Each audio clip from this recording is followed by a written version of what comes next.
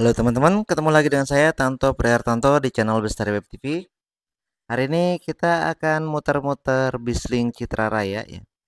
Lihat pemandangan matahari terbenam atau sunset ya di sekitaran gerbang Bizlink Citra Raya ya.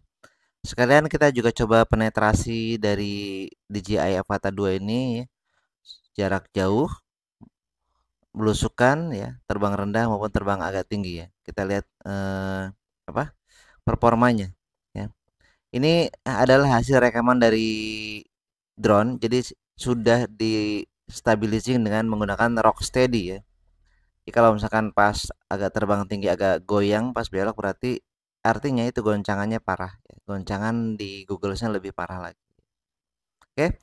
Selamat menikmati penerbangan saya. Semoga penerbangan ini menghibur Anda dan semoga juga menginspirasi buat Anda yang mau membeli DJI Avata 2. Seperti apa kondisinya dan supaya Anda tidak menyesal atau supaya Anda puas ya dengan kondisi DJI Avata yang nanti akan Anda beli ya.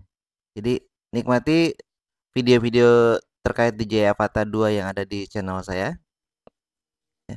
Selamat menikmati penerbangan saya. Selamat sore. Wassalamualaikum warahmatullahi wabarakatuh.